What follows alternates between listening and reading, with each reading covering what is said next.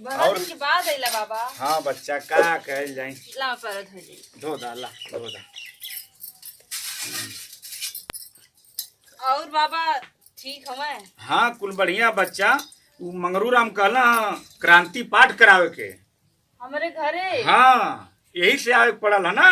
अच्छा अच्छा। हाँ अच्छा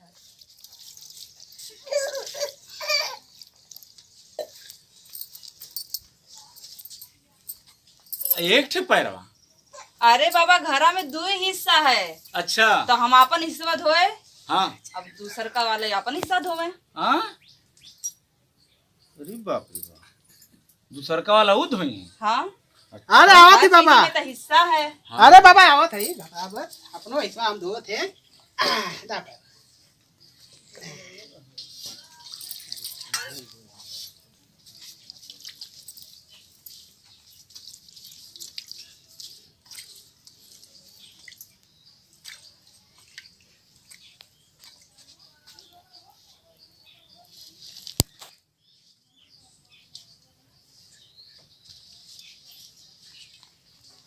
देखे बाबा अरे ये का हमारे में कैसे मिट्टी लगा दिए राखी लगा दिए। उहे तो हम देखा था।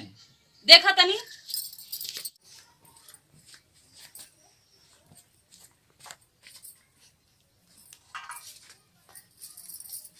देखा बाबा देखा हमने सब गोबर लगा देना।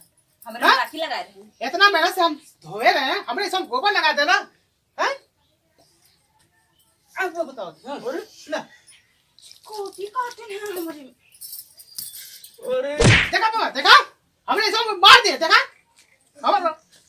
अरे अरे अरे देखा बाबा देखा देखा बाबा देखा हमने सब बाबा गोबर देखा, काट मार दिए। रुआ देखा चिकोटी काटे हैं अरे हमारे हम में। खूब देखा थे। अरे अरे बाप रे बाप। अरे अरे अरे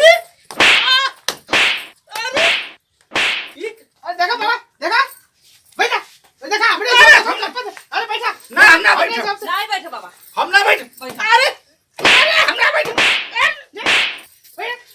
बैठो बैठो। अरे अरे देखा बाबा हमने सब जूता से मारे। अरे! क्या कहीं मारे बाबा हमारे मारे जूता से। अरे रुक जाओ। जजमानी का अब आ जाओ अब बताओ थे